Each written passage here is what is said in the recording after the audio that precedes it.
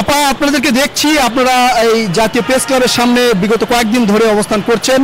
এই রাত দিন 24 ঘন্টা আপনাদেরকে এখানে দেখছি, পরিবার ছেড়ে অসহায় অবস্থার মধ্যে পড়ে আছেন, কিন্তু কেন?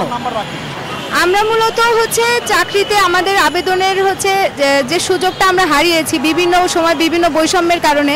কি চাকরিতে সুযোগ হারিয়েছে? মানে বাংলাদেশের সকল প্রকার চাকরিতে, অর্থাৎ পাবলিক বলেন প্রাইভেট বলেন সমস্ত সেক্টর চাকরিতেই আমরা যে আবেদনের একটা বয়স থাকে, সেই বয়সটা বিভিন্ন সময়ে বিভিন্ন বয়সের বাধার কারণে আমরা সেটা হারিয়েছি। এই কারণে আমরা এখন মূলত চাকরিতে বাংলাদেশের সকল প্রকার চাকরিতে আবেদনের ন্যূনতম একটা সময় চাচ্ছি আর কি কর্তৃপক্ষের কাছে, রাষ্ট্রের কাছে। আপনারা যে এই চাকরির সময়সীমা হারিয়েছেন, এটা রিজন কি দেখিয়েছেন, মানে কারণটা কি দেখিয়েছেন? দেখুন, আমরা যখন 2017-18-তে আমরা একটা প্রায় 3 বছরের একটা সেশন জট শেষ করে যখন চাকরির বাজারে প্রবেশ করি, ঠিক 2019-এর ডিসেম্বর থেকে করোনা শুরু হলো। তখন কিন্তু আমাদের বয়স ছিল হচ্ছে 27, 28, 26 এরকম। এই সময়টা কিন্তু চাকরিতে প্রবেশের ক্ষেত্রে একটা গোল্ডেন এজ। এই টাইমটাতে বিশ্বব্যাপী করোনা যখন হানা দিল, আমরা কিন্তু লকডাউনের মতো একটা পরিস্থিতিতে ছিলাম।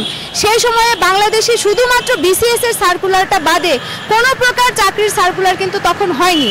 আবার ওই সময়টাতে কিন্তু পাবলিক সেক্টরগুলোতেও বেশ কিছু সেক্টর হচ্ছে অর্থনৈতিক মন্দার কারণে বন্ধ ছিল, যেখানে কর্মসংস্থানের অনেক সংকট ছিল, যার কারণে আমরা সেই সেক্টরগুলোতেও কিন্তু আবেদনের মতো একটা অবস্থা ছিল না।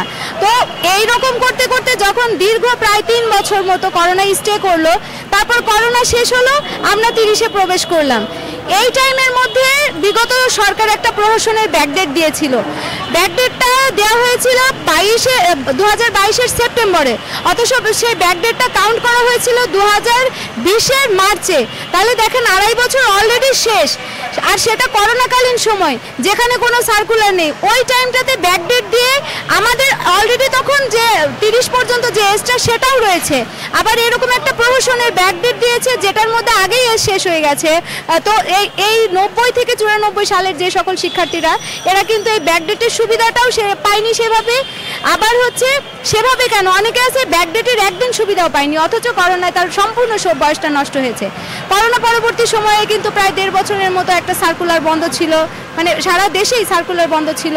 এরপরে যখন আমরা এরই প্রেক্ষাপটগুলো, এই সকল বঞ্চনার প্রেক্ষাপটগুলো ঘিরে 35-এর একটা আন্দোলন করছিলাম দীর্ঘ সময় ধরে, কিন্তু যখন 32-এ প্রজ্ঞাপন হলো 2024-এ এসে, তখন কিন্তু আমরা অলরেডি 32+।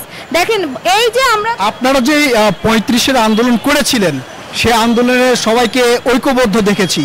এখন যে আপনারা আবারও 35-এর জন্য, মানে 35-এর চাকরিতে আবেদন করার জন্য একটা মানববন্ধন করছেন, এটাতে কি তারা আপনাদের সাথে মানে যৌথ আছে কিনা? হ্যাঁ, আমাদের সকল ভাই বোনরাই আমাদের সাথে হচ্ছে যুক্ত আছে। আসলে আমরা এখানে লাগাতার আছি। সবার আমাদের অনেকেই হচ্ছে বেকার, বিভিন্ন অঞ্চল থেকে আসার ক্ষেত্রে তাদের দেখা যাচ্ছে এত নিদারুণ, এত কষ্টের জীবনযাপন তারা করছে যে তারা হচ্ছে তাদের যে ন্যূনতম একটা নিজেকে সাপোর্ট করার মতো যে ফিনান্সিয়াল অবস্থা, সেটাও নেই। অনেকে হচ্ছে ফিনান্সিয়াল সংকটের কারণে আমরা অনেক প্রশ্ন দেখেছি আপনাদের আন্দোলনের সময়, যে এতদিন এরা চাকরি পায় নাই, এই সময়টা বৃদ্ধি করলে কি আপনারা চাকরি পাবেন বলে মনে করছেন কিনা? দেখুন, যখন 30 থেকে 35-এর আন্দোলন চলছে, তখন অনেকেই বলতো যে যার 30-এ হয় না তার হচ্ছে 35-এও হবে না, কিন্তু 32 করার পরে 30-এর পরে কিন্তু আমাদের অনেক ভাই বোনের চাকরি হয়েছে, যারা 32-এর সুবিধাটা পেয়েছে। তাহলে আমি তো মনে করি যে আমাদের হচ্ছে আর দক্ষতার যে একটা বিষয় থাকে, আমাদের নৈতিকতার যে বিষয় থাকে, এটা বয়সের সাথে সাথে রিচ করে। আমরা যত বেশি হচ্ছে প্রাপ্তবয়স্ক হব, তত আমাদের মধ্যে নৈতিকতা বাড়বে, দুর্নীতির প্রতি আমাদের হচ্ছে তত অনীহা সৃষ্টি হবে। আমরা ধর্মকর্মের প্রতি, কারণ মানুষ যত মৃত্যুর দিকে এগোয়, তাদের কিন্তু ধর্মকর্মের প্রতি ততটা হচ্ছে বিশ্বাস থাকে। সব সেক্টরগুলোতেই যে ইয়াংদের দরকার, এখানে আছে শারীরিক পরিশ্রম একটা কথা, মানসিক পরিশ্রম বলে একটা কথা। পৃথিবীর অন্য দেশে তো 35-এ মানুষ শারীরিকভাবে অক্ষম হচ্ছে না, তাহলে আমার দেশে কেন হবে? আমরা তো হচ্ছে এখনো, আপনারা যে 32 যখন প্রজ্ঞাপন জারি হলো, তখন কি আপনারা তার বিরোধিতা করেছিলেন? হ্যাঁ, আমরা এটা কঠোরভাবে প্রত্যাখ্যান করেছি যখন 32-এ প্রজ্ঞাপন হয়েছে, কারণ যারা প্রকৃত ক্ষতিগ্রস্ত তারা 32-এর আওতায় পড়েনি, তাহলে সেটা তো মেনে নেওয়ার প্রশ্নই ওঠে না। এখন আপনারা যে নতুন করে 35-এর দাবি করছেন, এটা কি কোনোভাবে যাতে আপনারা চাকরিতে আবেদন করতে পারেন এই ব্যবস্থার জন্য, এই ক্ষেত্রে মন্ত্রণালয়ের সাথে বা সরকারি কোনো দপ্তরের সাথে যোগাযোগ হয়েছে? হ্যাঁ, আমি আপনাকে স্পষ্ট করি, সেটা হলো এই মুহূর্তে আমরা 35-এর দাবি করছি না, আমরা একটা বাঁচার দাবি করছি। সেটা হলো আমরা ন্যূনতম 3টা বছর সরকারের কাছে চাচ্ছি যেন আমাদেরকে আবেদনের একটা সুযোগ দেওয়া হয়। তাহলে 32 আর 3-এ 35 32, হ্যাঁ, অস্থায়ীভাবে হলে সেটা যদি সরকার করে বা ব্যাকডেট আকারেও সরকার যদি দেয়, কিন্তু দিতে হবে সরকারকে আর কি। তো আমরা গতকালকে জনপ্রশাসন মন্ত্রণালয় বরাবর এবং হচ্ছে আসিফ নজরুল স্যারের বরাবর এবং হচ্ছে আমাদের হচ্ছে আসিফ মাহমুদ সজীব ভুইয়ার ওনার আমাদের যে হচ্ছে শিক্ষা উপদেষ্টা বরাবর আমরা হচ্ছে স্মারকলিপি প্রদান করেছি এবং তারা বলেছে তারা এই বিষয়টা সার্বিকভাবে বিবেচনা করে আমাদেরকে হচ্ছে এই বিষয়ে জানাবেন। আপনারা অনেকের কাছে গিয়েছেন, উপদেষ্টার নামও বললেন, যেসব উপদেষ্টার কাছে গিয়েছেন, এদের মধ্যে কাকে সবচেয়ে বেশি আন্তরিক বলে মনে হলো আপনাদের ক্ষেত্রে? আমাদের আসলে সবাইকেই আন্তরিক মনে হয়েছে। তারা আমাদেরকে হচ্ছে বলেছেন, তার একজন সচিব স্যার আমাদেরকে বলেছেন যেহেতু এটা জনপ্রশাসন মন্ত্রণালয়ের আন্ডারে, তো সে জনপ্রশাসন মন্ত্রণালয় যদি একটা ফাইল এই বিষয়ে উপস্থাপন করে, উপদেষ্টা পরিষদের বিপক্ষে যাবে না এবং তারা এটাতে হচ্ছে পজিটিভ মতামত দিবে, তারা বিশ্বাস করেন। আপনারা কতটা আশাবাদী যে আপনাদের দাবি মেনে নেওয়া হবে? আমাদের দাবি যদি মেনে নেওয়া হয়, আমরা কঠোর অবস্থানে যাব। তো জানেন যে আমাদের দেশে দাবি আমরা বিশ্বাস করি যে তারা মেনে নিবে, তাদের প্রতি এটুকু আস্থা আমাদের আছে। আমরা যদি মেনে না নেয় তাহলে আমরা হচ্ছে অনশনে যাব এবং হচ্ছে সেটা আমৃত্যু আমরা এই দাবিটার পক্ষে লড়ে যাব। কারণ আমার দেশ আসলে রক্তারক্তি ছাড়া কোনো দাবি মেনে নেয় না। প্রয়োজনে আমরা আমাদের রক্ত দিব, তারপরে আমাদের এই দাবি বাস্তবায়ন করতে হবে। দেখেন আমরা আপুরা এই যে রাজপথে 24 ঘন্টা, এটা আমাদের জন্য একটা অপমান, লজ্জার। আমার রাষ্ট্র যদিও লজ্জা পাচ্ছে না এটাতে, এই অপমানের প্রতিদান স্বরূপ আমাদের সেটা দিতে হবে। কেন রাষ্ট্র আমাদেরকে বাধ্য করলো আমাদেরকে রাস্তায় আসতে? একজন সুবিধাভোগী নাগরিক, সে যার কোনো কিছু সমস্যা নেই, সে নিশ্চয়ই রাজপথে আসবে না। আপনারা কি আশাবাদী যে আপনাদের এই দাবিগুলো মেনে নেওয়া হবে? আপনারা কি আশাবাদী? জি, অবশ্যই আশাবাদী, কারণ আমরা দেখেছি যে এখনকার সময় সব যৌক্তিক দাবিগুলো সব সময় মেনে নেওয়া হচ্ছে।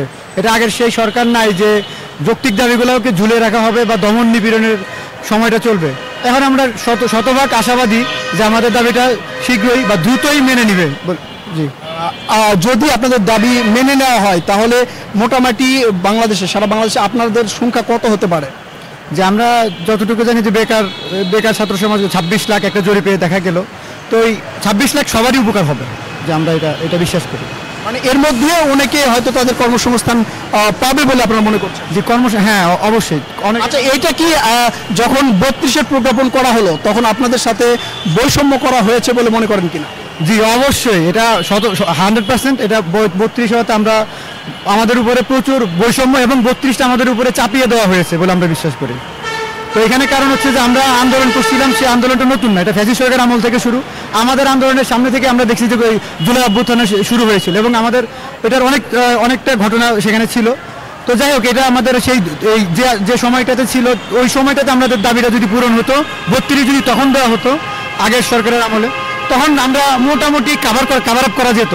কিন্তু এই সময়টাতে দেওয়ার কারণে মানে ম্যাক্সিমামের বয়স হচ্ছে কত 32+, 33, 34 এবং 35 ছুঁই, যাদের মানে যখন যদি তো সেক্ষেত্রে যদি এবার দেওয়া কিছু হয় তাহলে মোটামুটি এখনো 100%। আপনারা যে এই সরকারি দপ্তরের সাথে যোগাযোগ করলেন, পরবর্তীতে কতদিনের মধ্যে আপনাদেরকে জানাতে চেয়েছে? ওনারা গতকালকেই হচ্ছে আমাদের যে মন্ত্রণালয়ের সিনিয়র সচিব এবং উপদেষ্টা মহলকে আমরা আসিফ নজরুল স্যারকে এটা ওখানে আনুষ্ঠানিকভাবে স্মারকলিপি দেওয়ার আগেই তাকে জানিয়েছি মেইলের মাধ্যমে। আপনাদেরকে কতদিনের মধ্যে জানাবে বলেছে? আমাদেরকে হচ্ছে এই ধরনের কোনো বার্তা দেয়নি যে কতদিনের মধ্যে জানাবে, আমাদের ওখানে যোগাযোগ রাখতে বলেছে আর কি। প্রিয় দর্শক, আসলেই বাংলাদেশে বৈষম্য বিরোধী আন্দোলন হলেও এখনও বৈষম্যের শিকার বিভিন্ন শ্রেণীগোষ্ঠীর মানুষ। তেমনইভাবে বৈষম্যের শিকার হয়ে জাতীয় প্রেস ক্লাবের সামনে দিনের পর দিন বসে আছেন তারা। কবে এই বৈষম্য দূর হবে, কবে তাদের দাবি মেনে নেওয়া হবে? প্রিয় দর্শক, আপনারাও দেখুন, আমরাও দেখি কবে তাদের বৈষম্য দূর করে তাদের দাবি মেনে নেওয়া হবে। প্রিয় দর্শক, দেখা হবে নতুন ভিডিওতে। ততক্ষণ পর্যন্ত ভালো থাকবেন। আল্লাহ হাফেজ।